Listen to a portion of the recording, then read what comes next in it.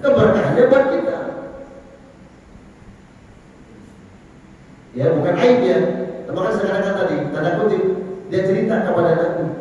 Kan kalau dia diam, nggak usah cerita. Tinggal dia tobat, istighfar, dia tahu istighfar aja. Tapi dia cerita, keberkahannya nyampe ke kita. Gara-gara dia cerita ke Nabi, turun ayat. Ya, ayat turun gara-gara cerita sahabat ini. Ayat mana? Aqimus salata. Tadi, dirikan salat tarafayn nahar wa zulfa minal lail innal hasanati yudhibna sayyi'at. Nah, setelah turun ayat ini laki-laki mengatakan, "Ya Rasulullah, apakah ayat ini memang Allah akan hapuskan dosa-dosa itu khusus untuk saya? Karena kan saya cerita nih, udah turun ayat bahwa salatmu akan membersihkan dosa-dosamu." Kata sahabat ini, apakah ini khusus buat saya ya Rasulullah, bahwa dengan salat dibersihkan dosa-dosa saya? Kata Nabi, qala la, enggak. Ini ayat bukan khusus untukmu. Memang ayat ini turun karena pengaduan tadi. Tapi Allah turunkan li jami'i ummati kullihim, untuk seluruh umat juga.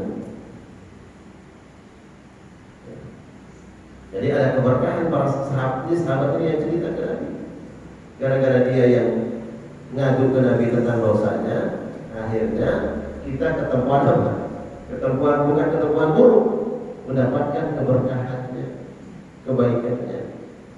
Bahwa salat yang dilakukan oleh orang-orang beriman kepada Allah Subhanahu wa taala menjadi alat pelebur dosa-dosa mereka. Ya. Tapi ingat, salatnya betul-betul wa aqimis salata lidzikri, dirikanlah salat untuk mengingatku. Jemaah sekalian Allah muliakan, jangan jadikan salat ini sebuah beban. Karena ada orang menjadikan salat ini seorang beban dalam hidup. Ya. Kalau ada orang yang menjadikan salat sebuah beban, justru Allah akan timpakan beban dalam kehidupan. Tapi jadikan salat ini adalah Allah hilangkan beban-beban kita. Ya, jadikan salat ini sebagai penghilang beban-beban kita. Ya, kok bisa begitu? Beban itu bukan hanya dosa. Kalau dosa, jangan katakan dosa itu beban. Ujian, siapa yang nggak bebas dari ujian? Ada ujian cobaan, musibah. Ya. Makanya Nabi jadikan salat ini untuk menghilangkan beban beliau. Karena itu kalau Nabi bebannya berapa? Dia dipikul dakwah. Malam-malam Nabi kepada Bilal, ya Bilal, arihna bissalat. Yuk, kita salat yuk. Untuk apa? Untuk menenangkan hati kita. Itu Nabi. Karena berat Nabi memikul tanggung jawab. Laqad ja'akum rasulun min anfusikum azizun 'alaihi ma 'anittum. Dia berat memikul beban umatnya.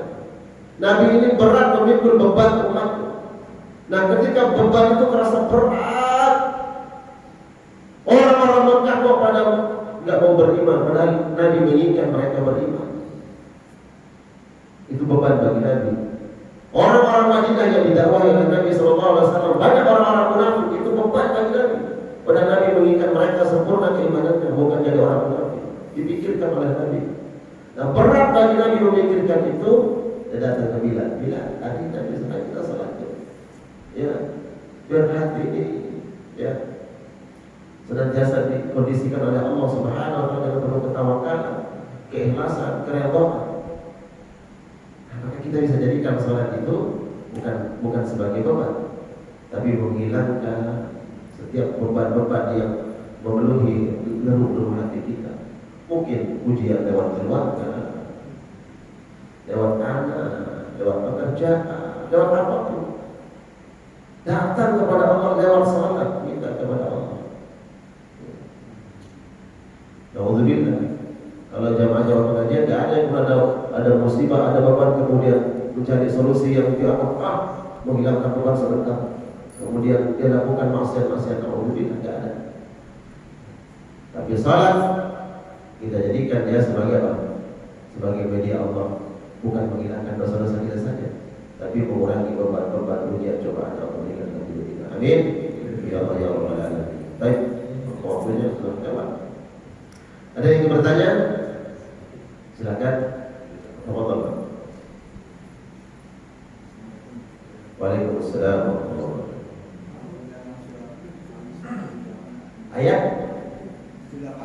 Ayat surat Al-Isra.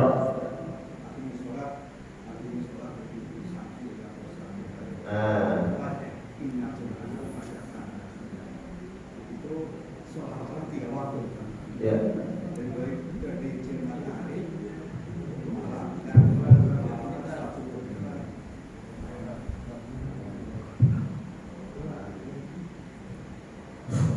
Akimi sholat al-Idul Samsi ila rasa. Ya, ayat Isra berapa tadi itu? Al-Isra ayat 78. Oh, 78. Ya.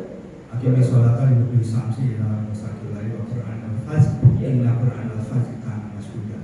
Ya. Jadi sholat dari mulai tergelincir matahari, kemudian pada waktu malam dan sholat subuh. Jadi seolah-olah tiga waktu. Ya. Makanya katanya itu orang-orang Syiah itu sholatnya 3 waktu, Pak. Ya. Jadi gimana maksudnya? Ya, aqimus salata di dalam surat Al-Isra ayat 78. Dirikan salat. Ya, awal ayatnya sama dengan surat ayat 114 tadi. Dirikan salat dulu bisyamsi. Ketika tergelincir matahari. Ila ghasaqil lail. Sampai kapan, Pak? Sampai gelapnya malam. Ya, penafsiran mereka terhadap Al-Quran bukan ini aja, Pak. Jadi orang Syiah memang dia meyakini Al-Quran yang sampai ke kita ini tidak sebagai kitab suci mereka yang Rafidhah ya. Karena mereka menganggap bahwa malaikat Jibril salah menyampaikan wahyu mestinya kepada Ali. Nah, ayat ini bukan satu ayat yang mereka interpretasi dengan 3 waktu. Kalau kita melihat sama, nggak ada bedanya dengan ini. Disebut 2, sama di surat Hud ini yang disebut cuma 2 waktu, Pak. Ya kan? Sama dengan Al-Isra 78 juga 2 waktu. Coba kita lihat. Hud tadi aqimis shalah, dirikan salat, tarafayn nahar, 2 ujung siang. Itu kan 1 waktu. Nah, 1 waktu ini include berapa waktu? 3, subuh, zuhur, asar. Wa zulufan minal lail, dan di awal malam. Awal malam ini include 2 waktu. Maghrib, isya, udah 2 waktu. Nah, Isra juga sama. Aqimus shalah, dirikanlah salat dulu bisyamsi, sejak matahari tergelincir. Tergelincir matahari jam berapa, Pak? Zuhur. Tergelincir matahari gelincir itu kalau udah bayangannya dikit ke arah mana? Zuhur. Bayangannya timur. Kan tergelincir. Karena timur sedikit, berarti masuk waktu zuhur. Kalau bayangan kita masih kita injak, orang dulu begitu melihat waktu. Kalau sekarang kan nggak perlu lagi dari itu, Pak, ada taukid, ada waktu yang sudah disiapkan. Dan dulu mereka katakan kalau bayangan mereka masih keinjak, belum sholat zuhur, udah tergelincir. Nah, bayangan kita sudah condong ke arah di timur dikit. Nah, itu tergelincir. Hadis 178 ini di lubus syamsi, tergelincir matahari. Include di situ zuhur asar. Buka tafsiran-tafsirannya. Zuhur asar. Ya. Kemudian ila ghasaqil lail, sampai pertengahan, sampai gelapnya malam. Gelapnya malam ini mulai kapan disebut malam? Maghrib. Ya, maghrib dan isya. Berarti ada berapa waktu itu? 4. Zuhur, asar, maghrib, isya. Kemudian yang terakhir, wa Qur'anal fajr. Ya, wa Qur'anal fajr, dan laksanakanlah sholat subuh, fajar. Fajar kan subuh disebut dengan subuh, tapi disebut dengan kalimat fajar. Seperti di surat Al-Fajr, wal fajri wal layalin ashr. Wal fajri itu dimaksud dengan waktu subuh.